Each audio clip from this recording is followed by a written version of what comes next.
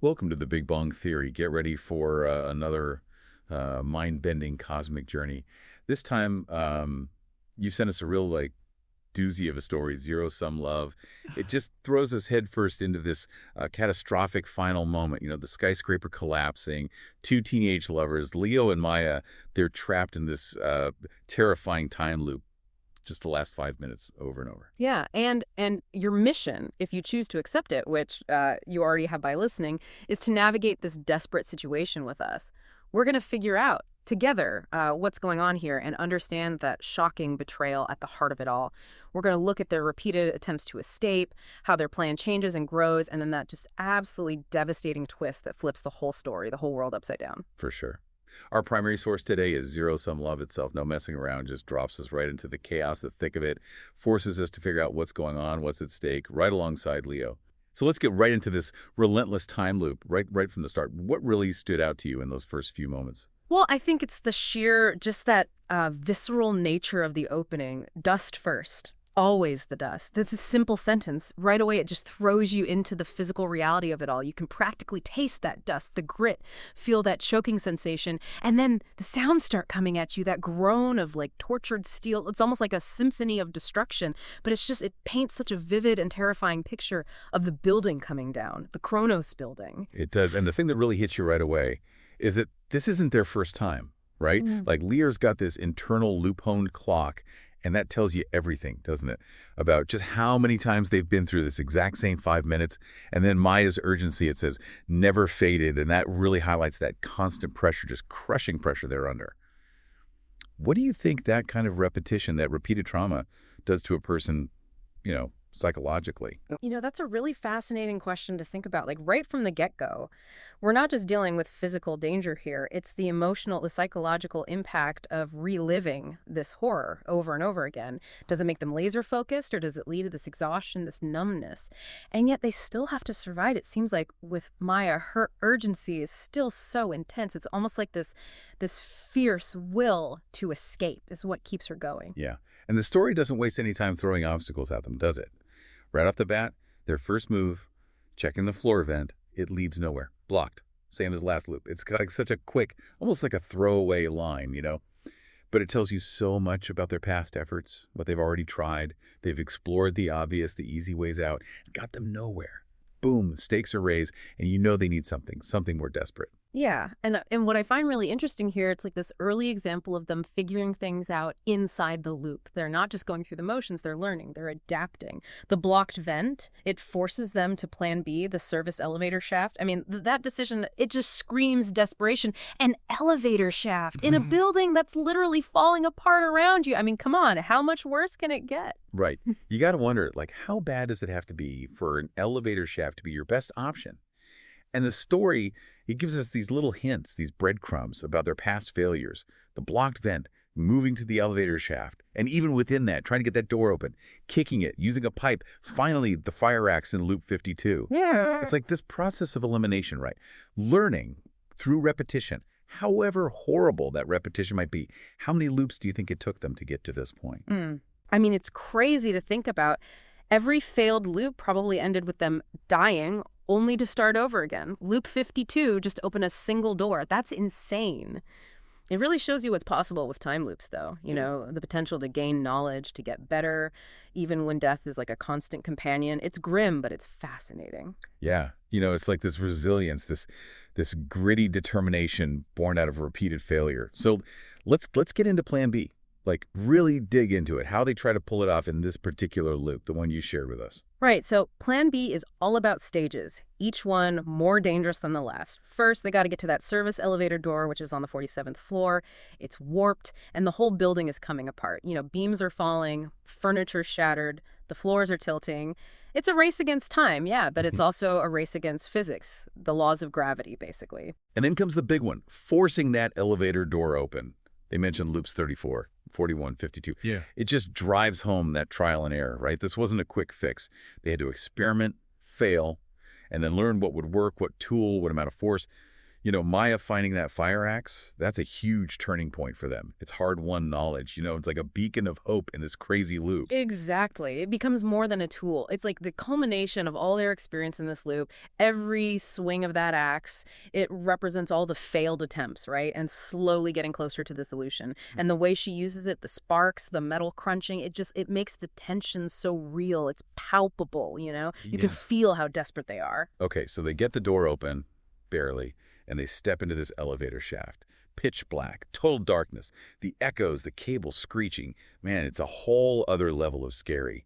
And then those emergency ladders. Talk about precarious. What are the immediate dangers that come to mind? Oh, man, so many dangers. First off, you got the obvious, falling. But then there's the instability of the ladders themselves, right? The whole building is coming down. One wrong move, one jolt, one piece of debris hits the wrong spot, and they're gone. Their goal is to go down 10 floors. 10 to this service platform. Then they had to cross over to shaft C, which supposedly is more stable. That word supposedly. It's not a guarantee. That's what makes it so terrifying. And Maya keeps saying timing is everything. It's even more important now because they failed at this part before. Right. Loops 61, 68, 73, those little mentions, they tell you just how many ways this has gone wrong. It shows you how unforgiving the situation is. So let's talk about that descent, that moment they finally make it to the platform. What are the details that really stick out? Well, the way they describe it, it makes you feel the dread, the sheer physical effort. The echoes, they make it feel so isolated, like the danger is everywhere, dust is falling, every handhold is slippery. And below, just darkness. It's disorienting, menacing. You really get a sense of how strong they have to be physically and mentally just to attempt this over and over again. How do they even keep going? And a la Leo counting the floors. Floor 42, 41. It's such a small thing, such a human thing in the middle of all this chaos. It's a reminder that they're just kids, going through this nightmare. And you can just imagine their muscles burning, lungs aching, the exhaustion of doing this over and over and over again. Yeah. And then when they see the platform and it's intact, this loop, imagine that feeling, that little flicker of hope. But we know it's not over, not even close. There's another phase, another step in their plan, and it's the riskiest one yet. Right, exactly. Which brings us to phase 3. They call it the unicorn. This little maintenance crawl space tucked away behind a junction box, a theoretical escape route, and they only saw it once, on a schematic, back in loop 28. A long shot doesn't even begin to describe it. What does that detail about the schematic tell you? It tells me they're paying attention, especially Leo. He's the one who remembers it. To remember something so small, so insignificant from so many loops ago, it shows how desperate they are. They're looking for anything, any way out. And, it makes you think, maybe those little details, maybe those are the key to escaping, or not. And the way they described this crawl space, it looked impossibly small. Right then and there, that doubt creeps in. Is this even possible? It feels like a last-ditch effort, like throwing a dart at a map, blindfolded and hoping you hit the bullseye. Exactly. It makes you wonder, is it even a real option? And then Maya, she tells Leo to go first. He's faster, more agile in tight spaces, she says. They explored ventilation shafts and other loops. It sounds logical, right? Like teamwork. But knowing what happens next, it makes you think, doesn't it? Yeah, it totally changes how you see that moment. Yeah. At first, it's a strategic decision. They're working together. But looking back, it's like, whoa, that was the first sign, the first hint of Maya's real plan. And then boom, the betrayal. It's like the whole story shifts. The way it builds up, so subtle. What were the first signs for you? It's that hesitation Leo feels. He knows something's wrong, something's off. It's not like a huge flashing red light, but this uneasiness that grows because Maya's not acting like herself, not entirely. And then her calmness. It says chillingly calm. I mean, this is Maya we're talking about. She's always been so urgent, almost frantic, but now it's like a mask slipped, Yeah, that calmness it's creepy. And then she just drops that bombshell. There's only room for one, Leo. Straight up, no sugarcoating. In that moment, the whole partnership, their shared hope, it shatters. Everything you thought you knew about them, it's gone. What was your reaction to that line, like right when you read it? It's like a punch to the gut, honestly. The story, it goes from this external fight for survival to something much more personal, much more heartbreaking. Yeah. It makes you rethink everything you thought you knew about Maya. Why Why would she do this? And then she explains, their past attempts, they were all pointless. It's a zero-sum game, she says. It's a twisted logic, but it kind of makes sense in a way. Like, she's been thinking about this for a while, maybe planning it even, across multiple loops even. What do you think of her reasoning? It's like, when you're under extreme pressure, like in this time loop, that constant failure, dying again and again, it could warp your thinking.